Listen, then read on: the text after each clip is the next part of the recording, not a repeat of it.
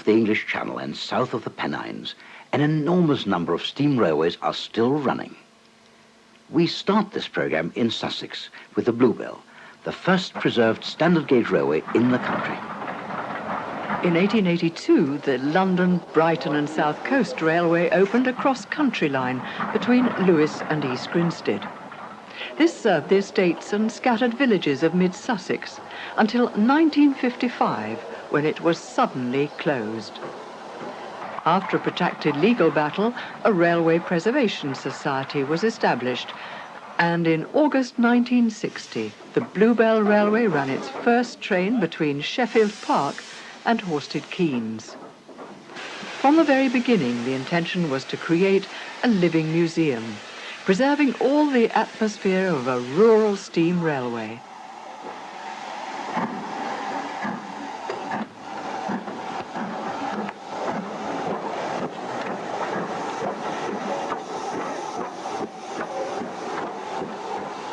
The original stock of 2 small engines and 2 coaches has since grown into a large collection, and today an impressive roster of locomotives are housed in and around the running sheds at Sheffield Park.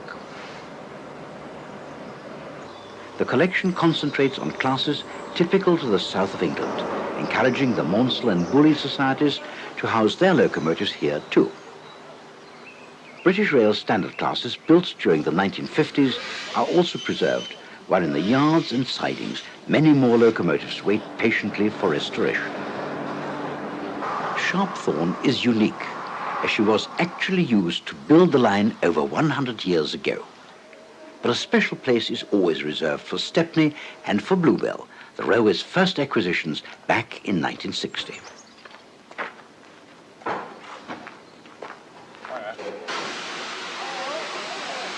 Normandy is a Class B4 040 tank and past master at the complex art of shunting. Built for the London and South Western Railway in 1893, this Adams engine spent more than 50 years shunting in the docks at Southampton.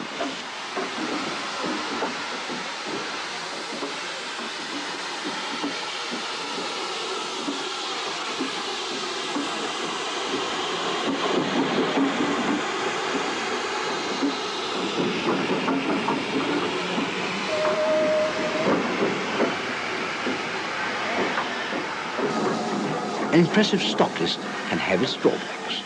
The yards at Sheffield Park are packed with locomotives and coaches, and in these conditions, any movement of stock calls for considerable flexibility.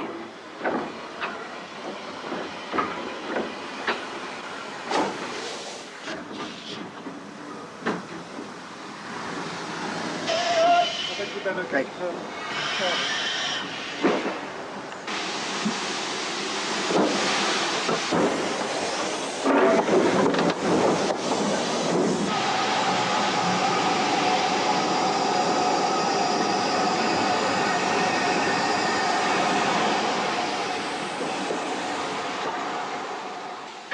Meanwhile, 260, number 1618, is fired up in preparation for the day's passenger duties.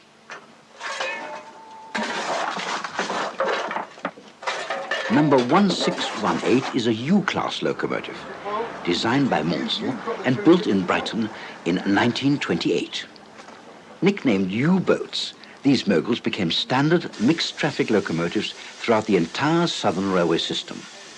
Although only the second engine to be rescued from the renowned scrapyard in Barry, number 1618 had to wait until 1977 before a move to the Bluebell enabled regular running to be resumed. Fired, fueled and watered, number 1618 is now almost ready to depart. But first, there's a train to make up. For most people, standard class travel is more than adequate. But for the lucky few, there's a place at the table in a Pullman dining car, Fingal.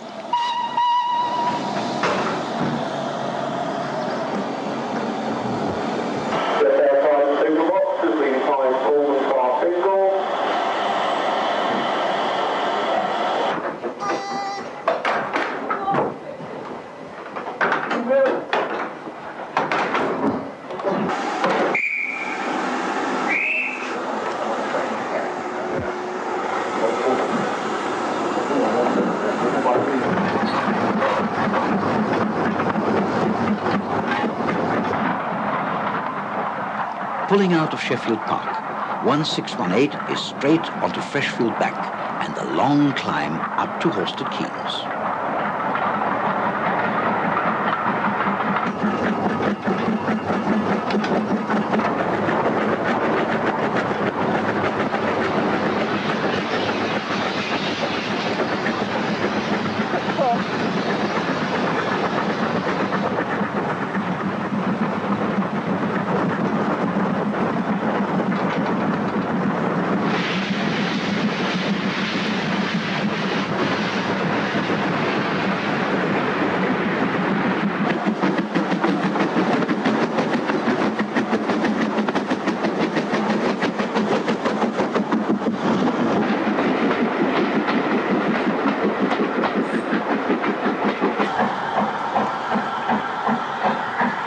Arrival at Horsted Keynes, and here tokens are exchanged before the passengers can disembark for a look around the station. For a rural station, Horsted Keynes is unusually large. Now presented as a station of the Southern Railway of the 1930s, this is a superb example of period restoration, with an attention to detail which has brought the age of steam firmly back to life. Our brief stop over, we rejoin number 1618 as she continues her journey up the line.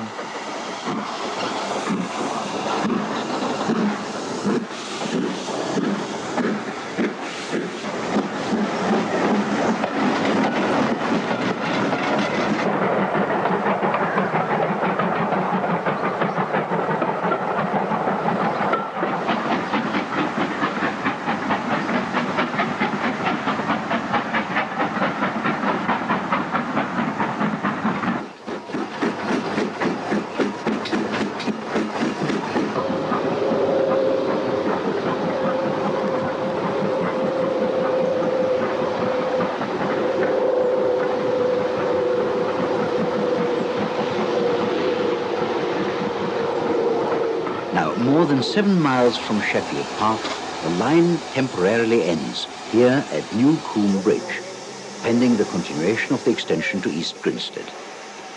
The guard waves the train off for the return down the line to Sheffield Park.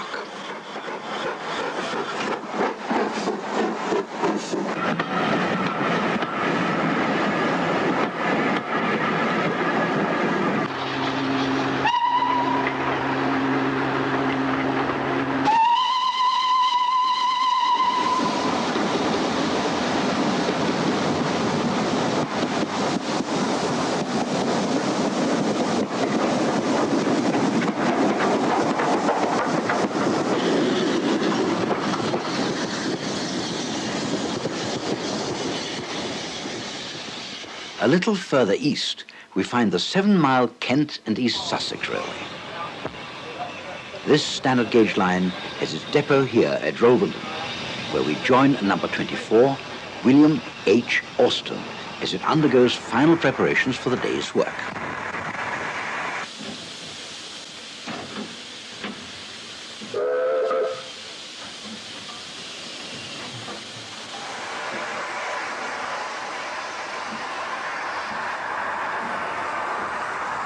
The locomotive departs light engine, climbing the 2-mile-long incline to Tenterden in order to pick up the morning passenger train. It's a steep climb with an average gradient of 1 in 50, increasing to 1 in 36 in places. Number 24 was built in 1952, a class known as the austerity saddle tank. These locomotives proved so successful that production continued long after the war, the final one being assembled in 1964, by which time 464 had been built. 5 examples are preserved by the railway, 4 of which are in working order. Number 24, arriving at Tenterden town, passes the signal box which stands opposite the station building. This once controlled trains on the Ashford to Canterbury line at Chilham before being moved and rebuilt on its present site. Originally known as the Rother Valley Railway, the line was built under the direction of Lieutenant Colonel Homan F. Stevens and opened on the 6th of March 1900. Tenterden is the headquarters of the railway and boasts many modern facilities, most of which are built on the site of the former goods yard.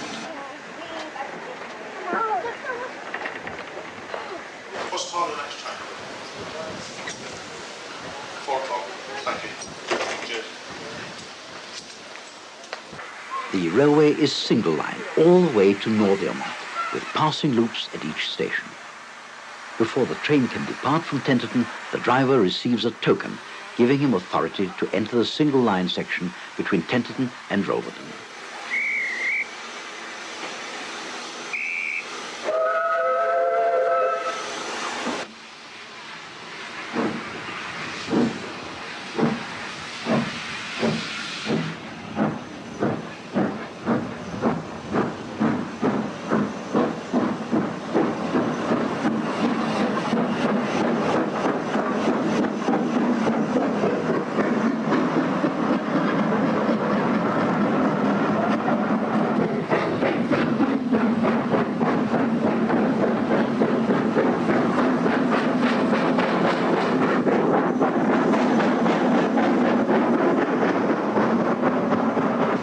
Number 24 works up a steep bank as the train heads out across gently rolling countryside and onto the rather levels.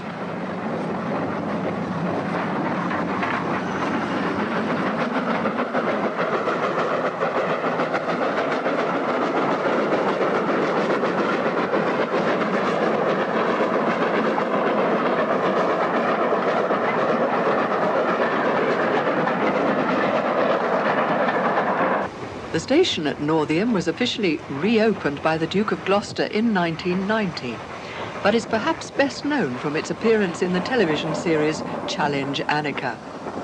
Given no more than a few days' notice, the TV presenter Annika Rice raised enough help to lay 600 yards of track and managed to restore the station to all its former glory as well.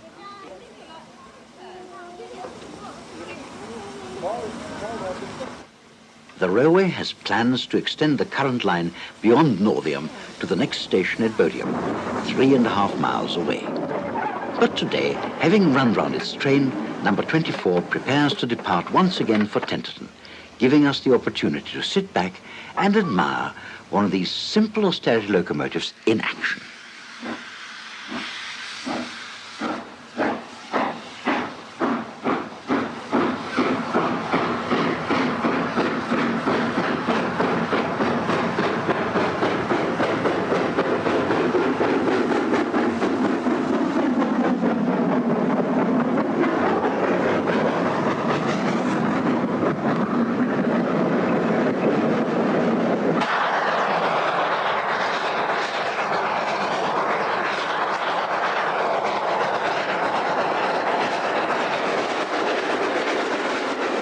The Sittingbourne and Kemsley Light Railway was once part of a sophisticated 2-foot 6-inch gauge industrial network, which operated 24 hours a day, supplying raw materials and clearing finished products from the Sittingbourne paper mill. Triumph, an 062 saddle tank, was built by Bagnall in 1934 and used to haul trainloads of wood pulp and finished paper.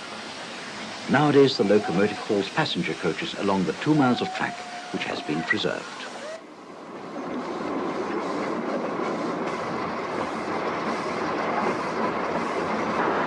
The line is set in typical industrial surroundings, and upon arrival at Sittingbourne, Triumph makes up the first train of the day to take passengers to Kemsley Down.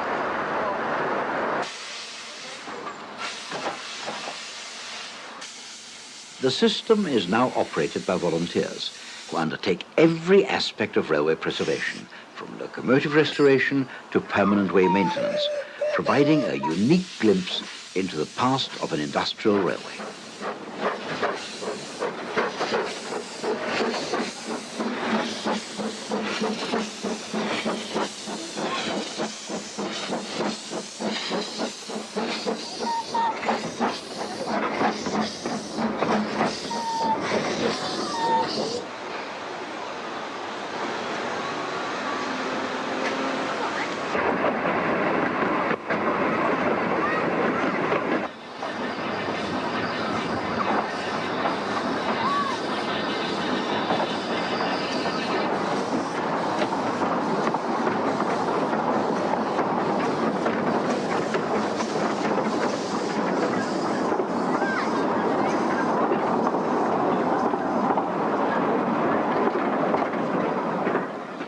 Running between Hythe and Dungeness is the Romney, Hythe and Dymchurch Railway, the world's only miniature main line. An impressive stock list of 11 steam and 2 diesel locomotives, all running on this 15-inch gauge track, begin their working day here at the main depot in Romney. These elegant miniature locomotives, built in 1925 to a design by the model engineer Henry Greenley, were constructed to 1/3 standard gauge size and are based on the Flying Scotsman type locomotives, then in service with the London and North Eastern Railway.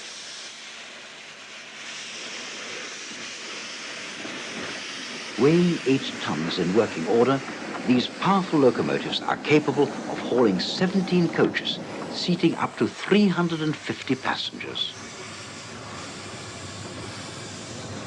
The morning's preparations continue as passengers begin to arrive. Each locomotive burns on average 500 to 600 weight of coal per day. 2 returns to Hythe, please. 1 adult, 1 child. Good morning. Good morning. Please, that's platform 31032. Thank you very much. Thank you.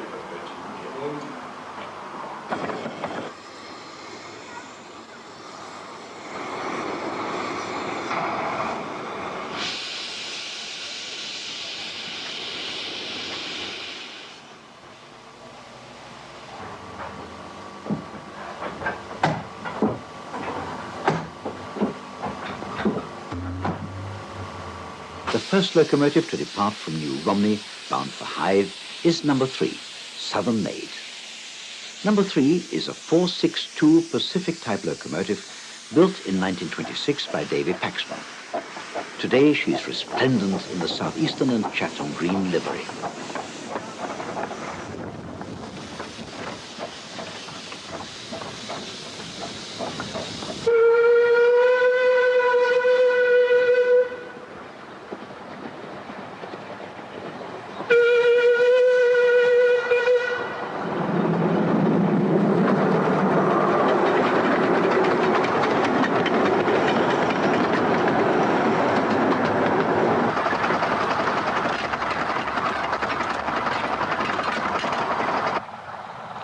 Across the flat, straight sections of the line that characterize the run from New Romney to Hythe, the locomotives can run safely at speeds of up to 25 miles an hour.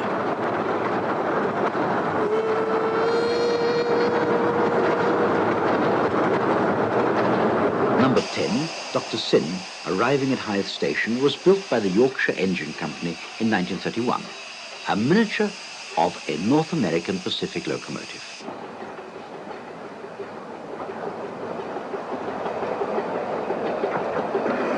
Hythe Station is the only terminus on the line, and Dr. Sin goes onto the railway's second turntable to be turned for its journey back. Unlike the turntable at New Romney, this is still a manual operation.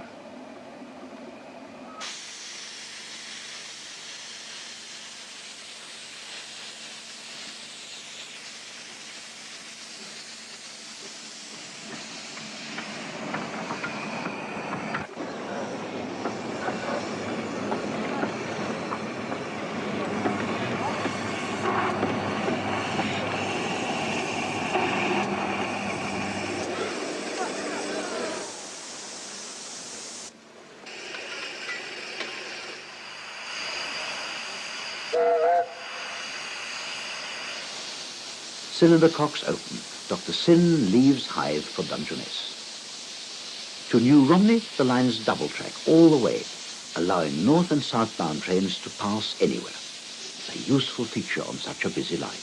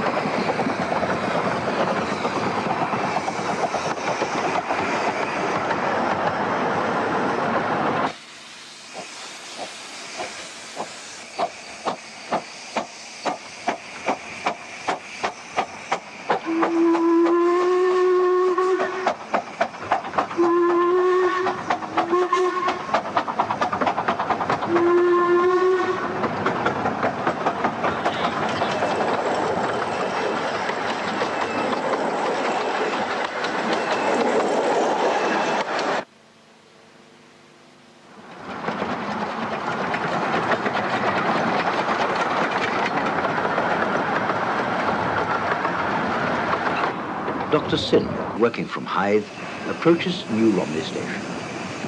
Before a train can depart New Romney to continue its journey to Dungeness, the driver must first collect the tablet from the post by the footbridge. This is his authority to proceed into the single line section to Romney Sands.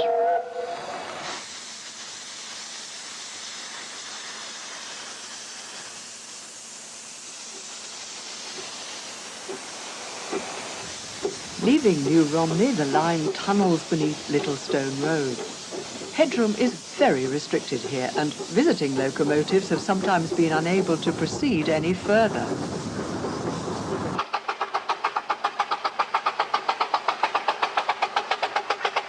Once through the tunnel, the line becomes single track, until at Dungeness the line swings in a large open loop across the banks of pebbles, a sharp contrast to the rolling grasslands north of New Romney.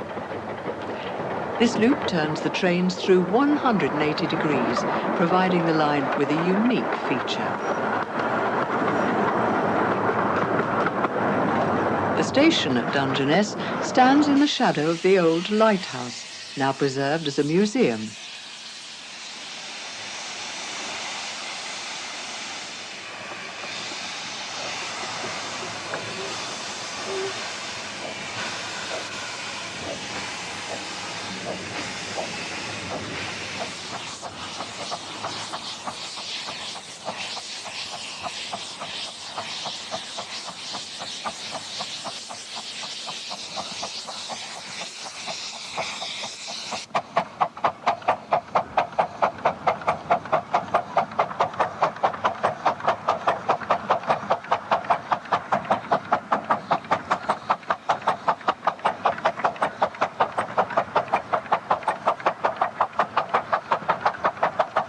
Highfield was once a station on the main line from Tunbridge Wells to Lewes.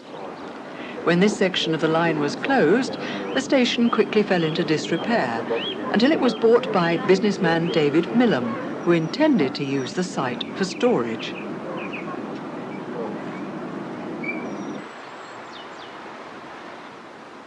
David Millam was soon inspired to restore the station buildings. And then came the platform. And finally, the signal box.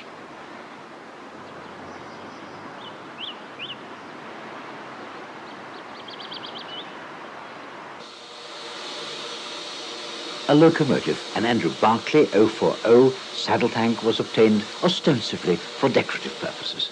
And eventually, an entire 1.5 mile long section of the railway was resurrected. The Lavender Line was in business. One feature of the line which has proved incredibly popular are the steam-hauled wine and dine services. Owner David Millam describes the venture. We wanted to create like a mini Orient Express, and that's the idea of the red drapes and the red velvet seats, and because I thought it would be nice for people to come out for a meal and to be treated like they used to be treated in the 20s and 30s, where there was an abundance of waiters, and for a few hours of an evening you were treated like a king, and that was the whole image. I thought that went with the steam train and the luxury coaches, and we thought it would take off, but we didn't realise it was going to take off like it has. I mean, it's become very, very popular indeed.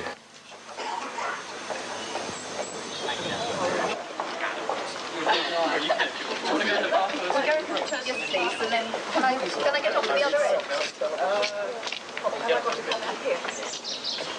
Thank you.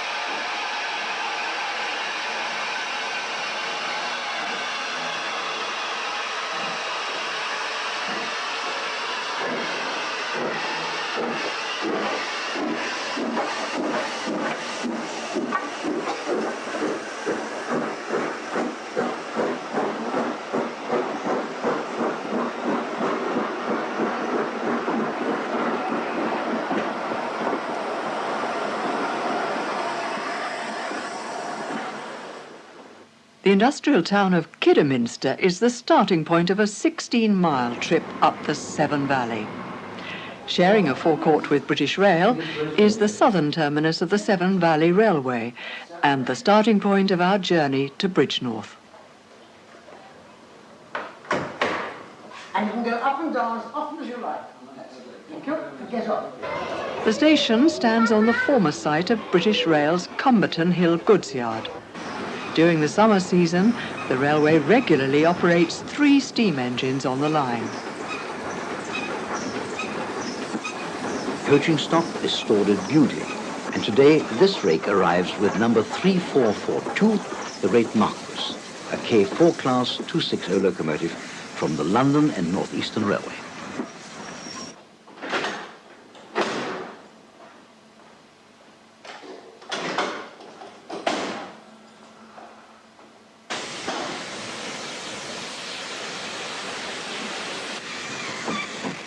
The Great Marquis runs round a train ready for departure. Outshot from Darlington Works in 1938, number 3442 spent over 20 years working the West Highland Line between Glasgow and Mallaig before being withdrawn from service in December 1961.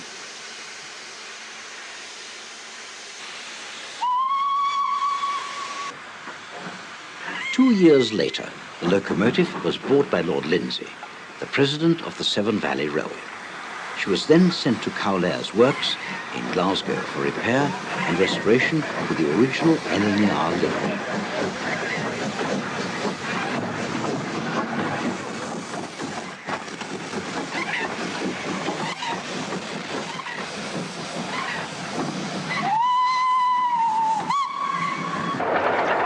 Leaving Bewdley Tunnel, the line falls gently towards the River Severn.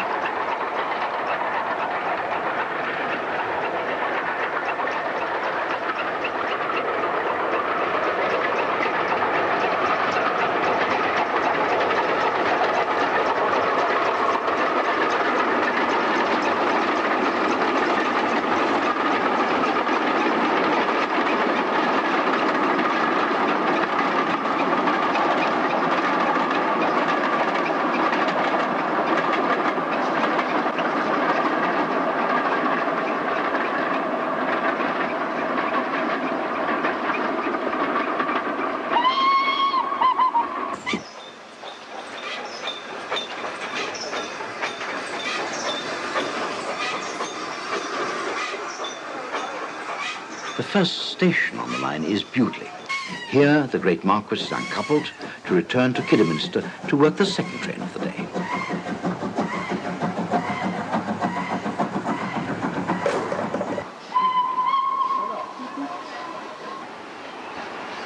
The locomotive which will work the train to Bridgnorth is number 46443. This class 2MT 260 tender locomotive was the second steam locomotive to be preserved by the Severn Valley Railway, arriving in 1967.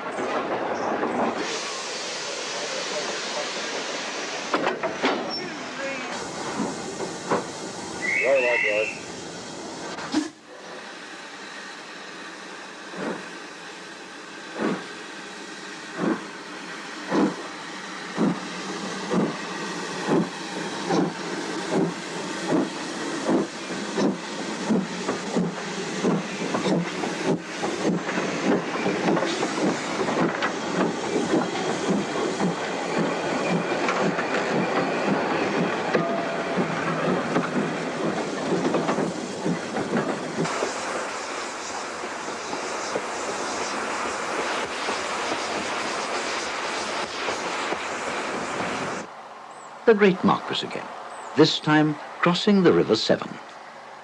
When it was built in 1861, Victoria Bridge was the largest cast iron single-span bridge in the world.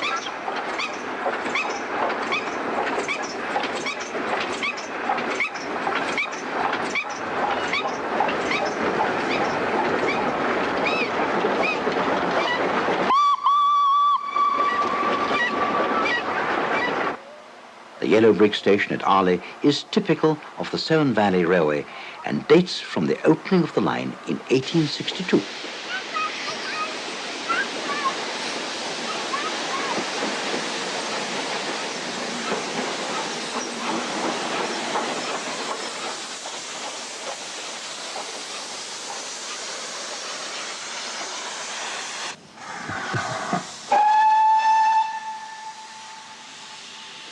We leave Arley on number 2857, a 280 locomotive built in 1918. For 60 years, this class of engine was responsible for most of the long-distance heavy freight hauled on the Great Western Railway.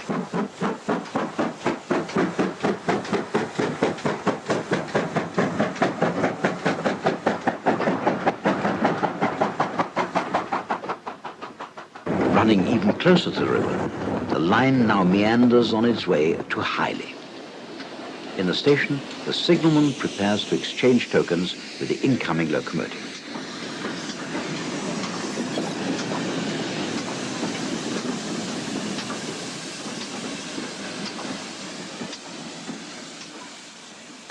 The departure of number 46443 gives us an opportunity to ride in the cab and watch the driver and farmer.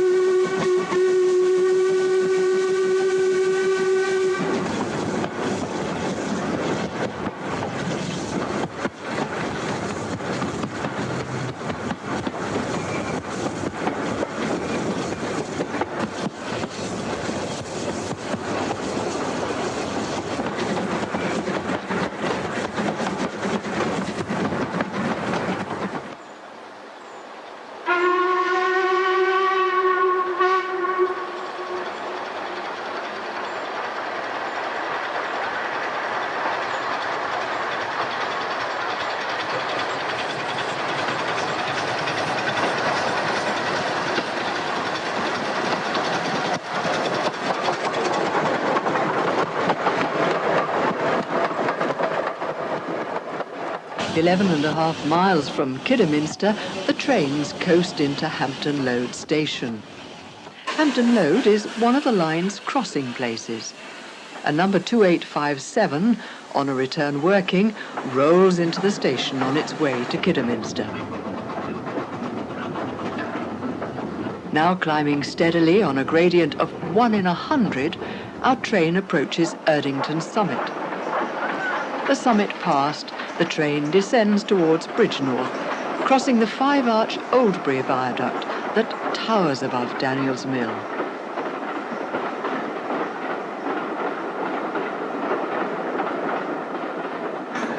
Finally, we reach Bridgenorth Station, 16 miles from Kidderminster, and the end of the line for the Severn Valley Railway. The Severn Valley Railway's engineering headquarters are sited here. In the sheds, the railway's locomotives are maintained and heavy repairs are carried out.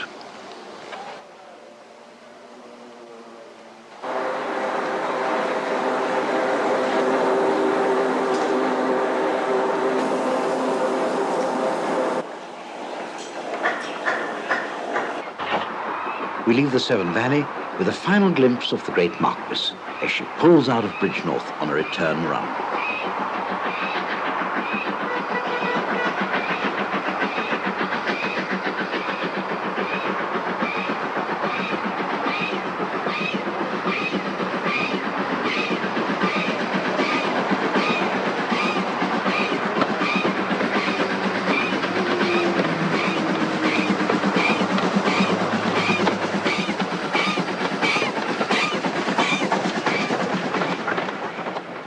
The Foxfield is an ex-industrial railway on the eastern edge of the Potteries.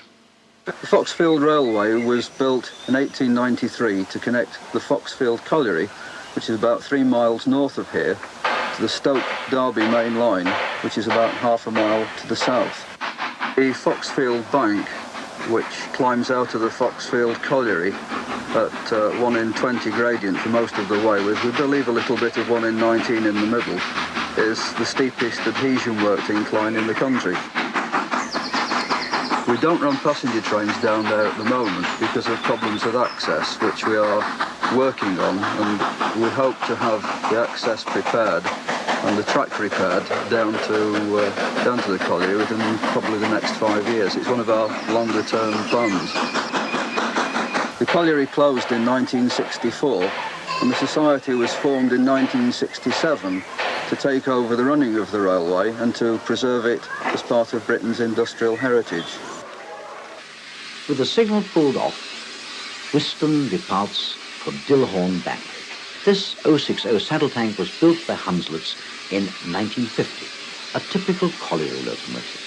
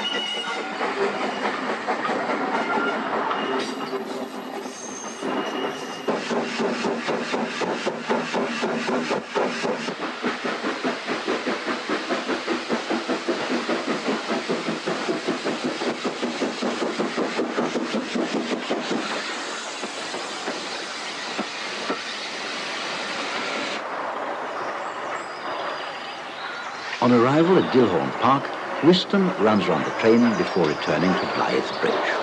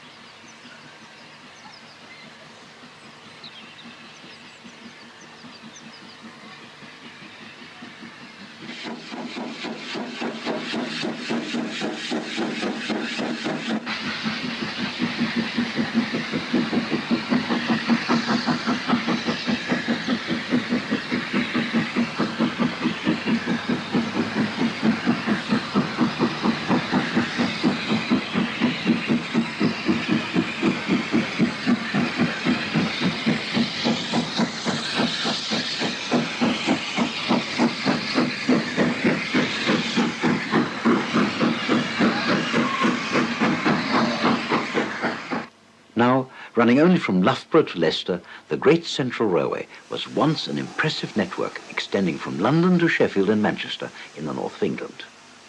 Today, what's left of the line is owned by the Main Line Steam Trust, the supporting group of the current Great Central Railway.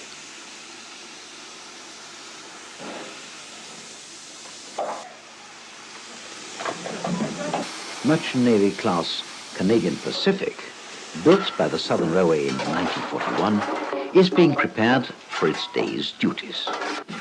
Also in service is Great Western 060 pannier tank, number 7760. Number 7760 was built in 1930 and is on loan from the Birmingham Railway Museum. Coupled, they prepare to work the first passenger train of the day to Rothley.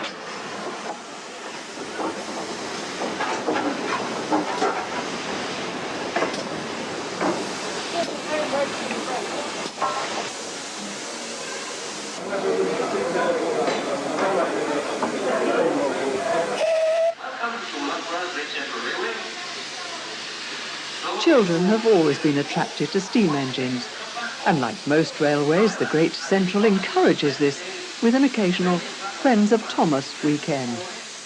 Hidden behind the mast is Kolhapur, number 5593, an LMS Jubilee class 10-wheeler built in 1934.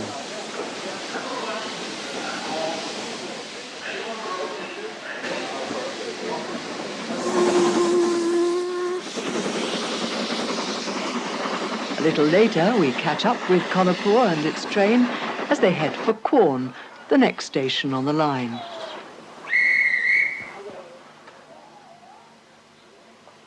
After a brief pause, the driver gets the right of way, and Kolhapur departs for Rothley.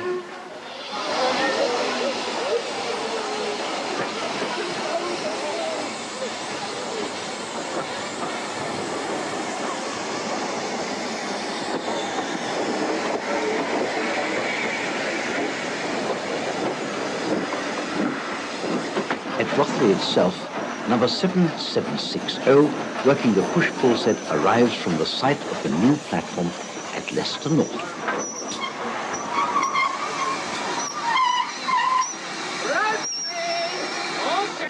At the time of filming, the line was still in the process of being extended through to Leicester, and volunteers can be seen preparing point rodding.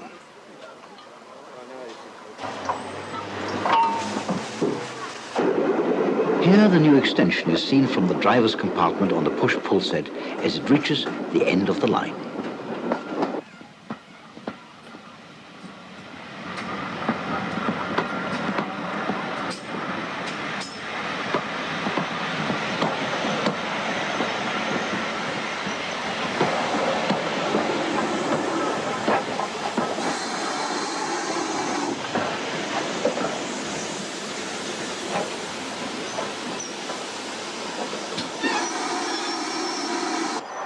The extension was completed in 1991, but since then the line between Rothley and Loughborough has been double-tracked.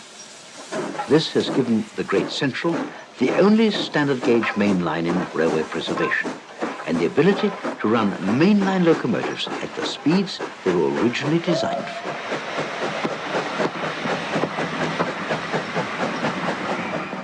Devon's Paignton and Dartmouth Steam Railway is affectionately known as the Holiday Line.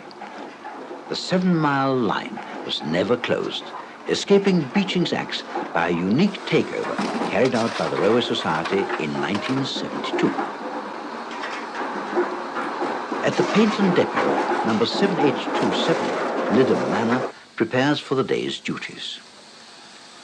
While steam pressure rises to operating levels, the crew must clean and lubricate and ensure a good supply of coal and water are stored in the tender. Number 7827 is a Great Western Manor Class 460, built in 1950 by British Railways, 2 years after the Great Western had ceased to exist.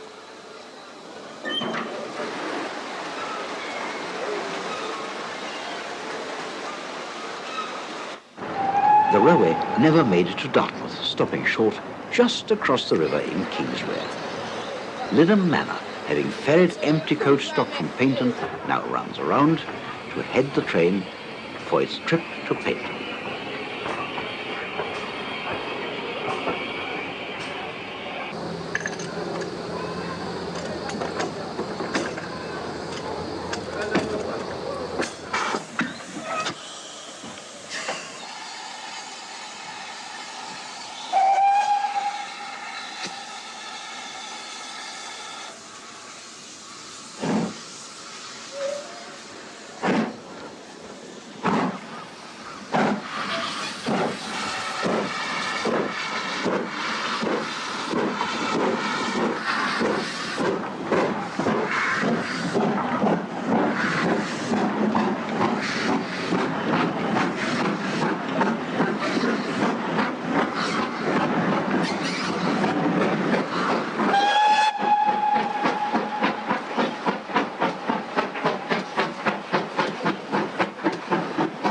The first leg of the journey sweeps along the estuary of the River Dart before turning inland towards Churston.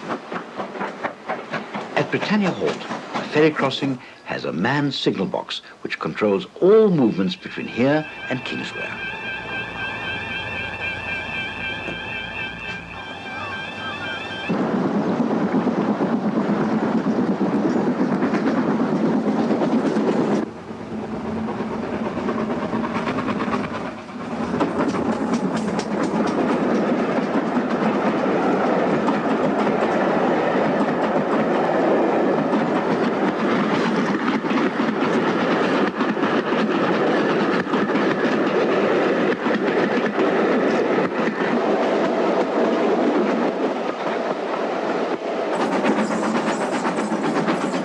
Turning inland, the train begins the long climb towards Churston. Crossing Maypool Viaduct, the train soon encounters the Greenway Tunnel. During World War II, this 495-yard tunnel provided safe stabling for General Eisenhower's special train.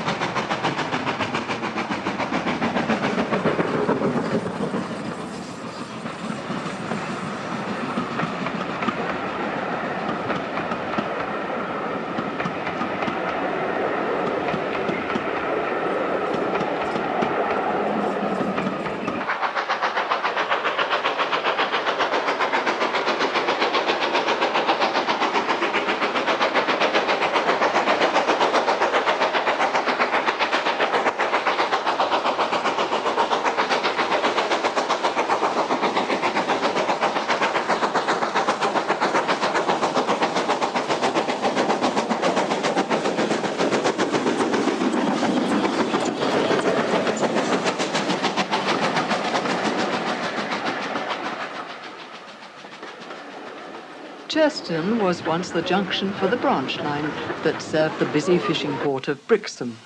Today, it acts as a passing place when two trains are operating.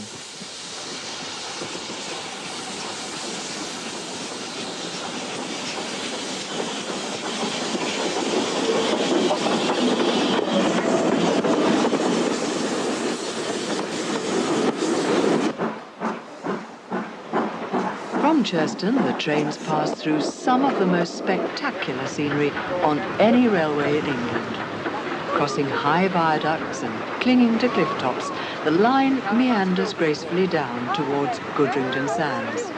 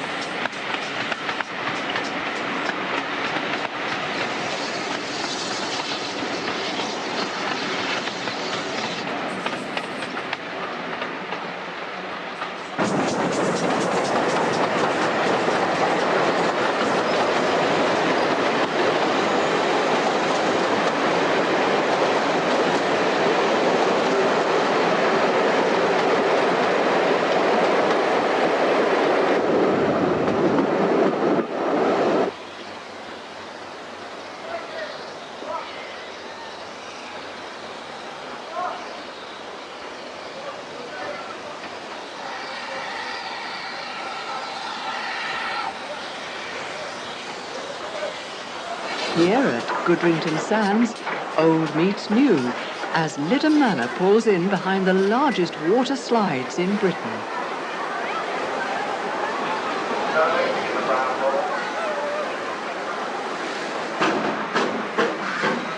The final leg of the journey is a short run from Goodrington to Paignton Station, the railway's headquarters.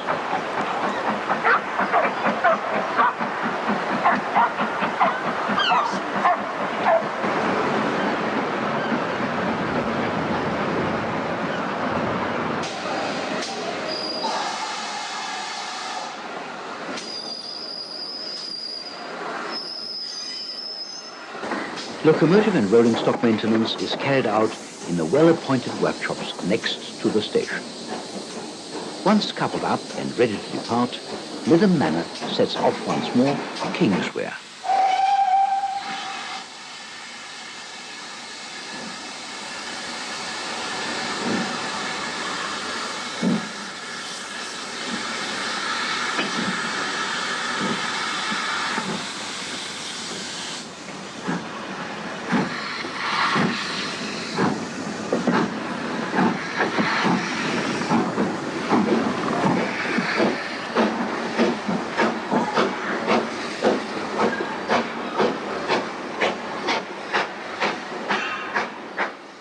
Further up the River Dart, the South Devon Railway has been operating under a number of different guises since 1969. Overshadowed for 20 years by its neighbour at Paignton, the railway has recently regained its sense of direction and is moving forward with renewed enthusiasm. Great Western Pannier Tank number 7752 departs from Buckfastleigh for a trip down the line. Introduced in 1929, this class of 060s became the Great Western's standard shunting and general purpose tank engine.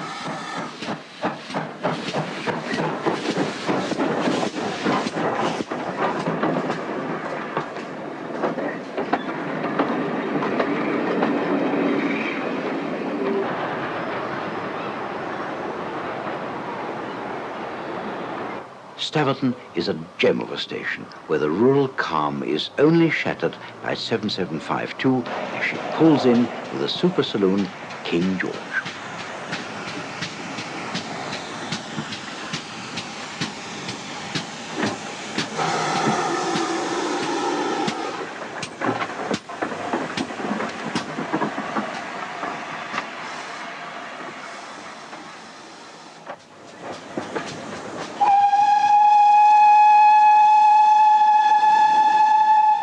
Continuing south, the line follows the River Dart before ending at Little Hempston Riverside.